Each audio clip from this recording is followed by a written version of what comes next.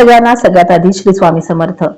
नमस्कार, मी अमृता आणि आज आपण दीप अमावस्या विशेष दीपपूजन कसं करायचं, या पूजनामध्ये साहित्य कोणकोणते लागणार आहे, पूजेची विधी काय आहे, कोणते मंत्र आणि स्तोत्र वाचायचे आहेत, संपूर्ण पूजा विधी यासोबतच कणकेचे किती दिवे तयार करायचे, लहान मुलांचं औक्षण कसं करायचं आणि का करायचं आहे, यानंतर उत्तर पूजा कधी करायची आणि कशा पद्धतीने करायची आहे, उत्तर पूजेचा मंत्र कोणता आहे, उत्तर पूजा झाल्यानंतर कणकेच्या दिव्यांचं नेमकं काय करावं याविषयी सविस्तर डिटेल माहिती आपण आपल्या आजच्या या व्हिडिओमध्ये बघणार आहोत.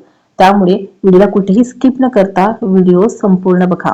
चॅनलवरती नवीन आला असाल तर प्लीज चॅनलला सबस्क्राईब करा. सबस्क्रिप्शन अगदी विनामूल्य आहे. तुमच्या एका सबस्क्रिप्शनमुळे, लाईकमुळे मला उत्साह आणि प्रेरणा मिळत असते पुढील व्हिडिओ बनवण्यासाठी.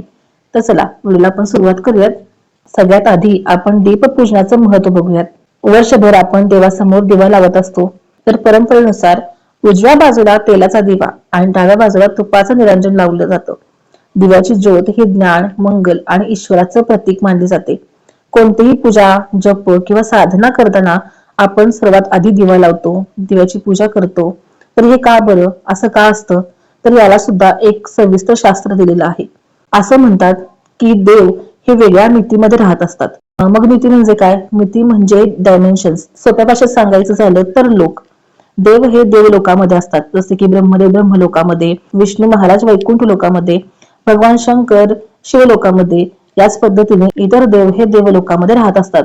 याप्रमाणे असुर पाताळ लोकामध्ये आणि आपण मनुष्य हे मृत्यू लोकामध्ये राहत असतो. तर देवलोकातून आपल्या मृत्यू लोकातील माणसांकडे बघण्यासाठी देवाला ही दिव्याच्या प्रकाशाची मदत होत असते.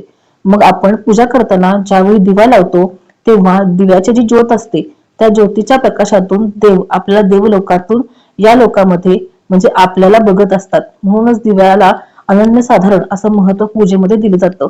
आणि हाच दिवा जो आहे तो आपल्या पूजेची साक्ष देत असतो.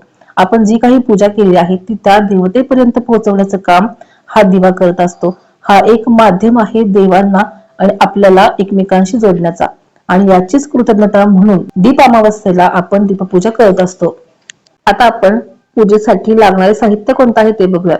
स्वच्छ पाट किंवा चौरंग, नवीन वस्त्र, यामध्ये घरातील चांदीचे, पितळेचे, तांब्याचे, मातीचे, अगदी दगडी असतील किंवा पत्र्याचे, लोखंडाचे असतील, कोणत्याही पद्धतीचे घरामध्ये दिवे असतील तर ते सगळे दिवे.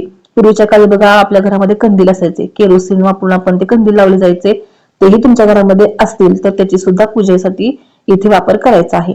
यानंतर तिळाचे किंवा गोड तेल, तूप, कापसाची वाती, हळद, कुंकू, गंध, अक्षता, फुले, दुर्वा, आघाडा, लया, अगरबत्ती, नैवेद्य, आरतीचे ताट आणि कणकेचे 5 किंवा विषम संख्येमध्ये जितके शक्य आहे तितके दिवे तुम्ही घेऊ शकता. म्हणजे 5, 7, 9, 11 या पद्धतीमध्ये कणकेचे दिवे तयार करून घ्यायचे आहेत. कणकेचे दिवे तयार करत असताना त्यामध्ये मीठ घालायचं नाही. बिनमिठाचे कणकेचे दिवे इथे घ्यायचे आहेत. तर हे झालं सर्व साहित्य. आता आपण ही पूजेची विधी कशी आहे ते बघणार आहोत. अमावस्येच्या दिवशी स्नान करायचं आहे. पूजा ही नेहमी सकाळी किंवा सायंकाळच्या प्रदोष काळामध्ये करायची आहे. शक्यतो सकाळी करा, म्हणजे दिवसभर आपल्या घरामध्ये ही पूजा राहते आणि पूजेमुळे दिवसभर घरामध्ये चैतन्यमय वातावरण राहतं. त्यामुळे शक्यतो सकाळच्या वेळी पूजा ही करून घ्यायची आहे. तर आता पूजा कशी मांडणी करायची ते बघूयात. देवघरासमोरील जागा पाण्याने स्वच्छ करून घ्या. तिथे चौरंग किंवा पाट मांडून घ्यायचा आहे. त्यावरती स्वच्छ वस्त्र अंथरायचं आहे आणि घरातील सगळे दिवे घासून पुसून स्वच्छ करून त्या पाटावरती मांडायचं आहे. दिवे मांडत असताना दिव्याच्या खाली काही दाणे तांदूळ घालायचे आणि त्यावरतीच दिवे आपल्याला मांडायचे आहेत. दिवे आणि समई मांडून झाल्यानंतर सर्वात आधी आपल्याला संकल्प करायचा आहे. प्रत्येक पूजेमध्ये संकल्प हा महत्वाचा असतो. संकल्प केल्याने आपल्या पूजेचे फळ जे आहे ते पूर्ण मिळत असतं. संकल्प न करता आपण जी कोणती पूजा करतो त्याचं फळ हे निम्म येत असतं. त्या देवतेला सांगावं लागतं की नेमकी ही पूजा का केली जात आहे ती. तर बघा, सगळ्यात आधी संकल्प करायचा आहे. उजव्या हातामध्ये पाणी घ्या, फुल घ्या आणि पुढील संकल्प करायचा आहे. मम सकल दुःख निवारणार्थ आयु आरोग्य ऐश्वर्य सुख समृद्ध्यर्थम दीपपूजम अहम करिष्ये, हे असं म्हणायचं आणि उजव्या हातातील पाणी हे तामणामध्ये सोडून द्यायचं आहे. यानंतर पुढील ध्यानमंत्र म्हणायचा आहे. शुभम करोति कल्याणम आरोग्यम धन संपदाम शत्रु बुद्धी विनाशायती पद ज्योती नमोस्तुते, हा ध्यानमंत्र म्हणायचा आहे. आणि यानंतर आपण गणेश पूजन करूयात. गणेश पूजनासाठी मी इथे सुपारी घेतली आहे.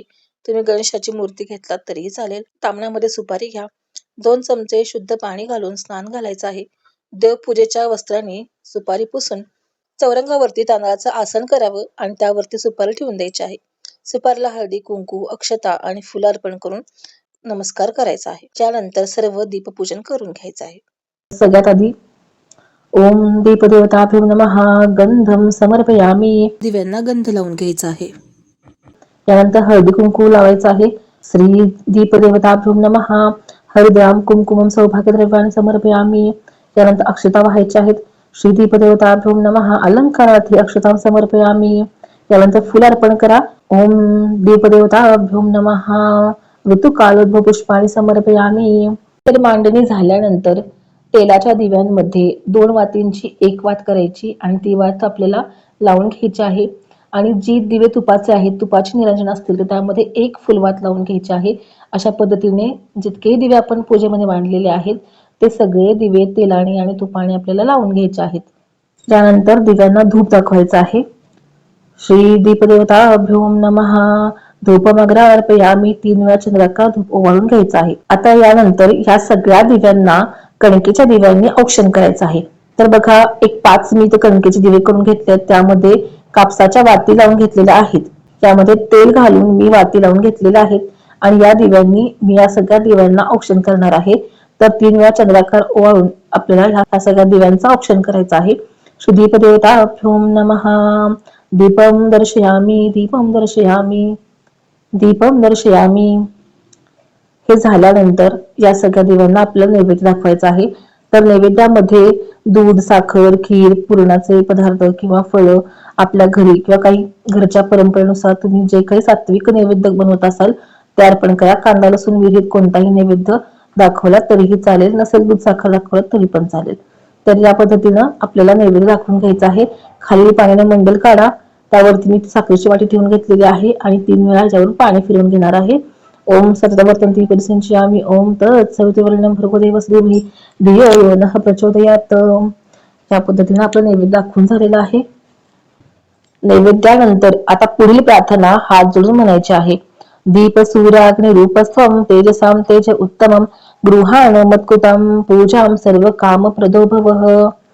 अशा पद्धतीने प्रार्थना म्हणून घ्यायची आहे आणि यानंतर ह्या सगळ्या पूजेला 3 वेळा नमस्कार करायचा आहे. आता हा नमस्कार झाल्यानंतर आपल्याला घरातील गणपतीची आरती, देवीची आरती, महादेवांची आरती अशा काही आरत्या आपल्याला पूजेनंतर करायच्या आहेत. यानंतर दिव्यांच्या अवसेची कहाणी ही कथा चातुर्मास ग्रंथामध्ये दिली आहे, त्याचं वाचन करायचं आहे. यानंतर आपल्या घरातील मुलांना, मुलींना, अगदी लहान असतील किंवा मोठे असतील, यांना या कणकेच्या दिव्यांनी औक्षण करायचे आहे. ज्याप्रमाणे आपण वाढदिवसाच्या दिवशी त्यांना हळदी आणि कुंकवाने नाम ओढतो, अक्षता डोक्यावरती घालतो आणि त्यानंतर औक्षण करतो, याच पद्धतीनं आजही आपल्या घरातील लहानापासून मोठ्या मुलांना दीप अमावस्येच्या दिवशी औक्षण करायचे आहे. आपल्या घरातील मुलाला आपण यशाचा दिवा म्हणतो, मुलगीला वंशाची पंथी म्हणतो. म्हणूनच आजच्या दीप अमावस्येच्या दिवशी आणि मुलींचं सुद्धा औक्षण केलं पाहिजे. तर हे औक्षण करायचं आहे. आता या पूजेची उत्तर पूजा कशी आणि सांगता कशी करायची आहे ते बघूयात. तर दीप अमावस्येच्या नंतर दुसऱ्या दिवशी सकाळी संपूर्ण पूजेला दूध साखरेचा किंवा साखरेचा नैवेद्य दाखवायचा आहे. झालेली पूजा गोड मानून घे आणि काही चुकलं असेल तर क्षमा कर. माझ्या घरावरती तुझी सदैव कृपादृष्टी राहू दे अशी प्रार्थना करायची आहे. आणि यानंतर हातामध्ये थोड्या अक्षता घ्यायच्या आणि पुढील मंत्र म्हणायचा आहे. यांतु देवगणा सर्वे पूजा मादाय पार्थिवा इष्टकामार्थ सिद्धार्थ पुनरागमनाय च. हा मंत्र म्हणायचा आणि यानंतर हातातील अक्षता सगळ्या दिव्यांवरती वाहायच्या आहेत. तर या पद्धतीने उत्तरपूजा करायची आहे. आता यानंतर कणकेच्या दिव्यांचं नेमकं काय करायचं हे बघूयात.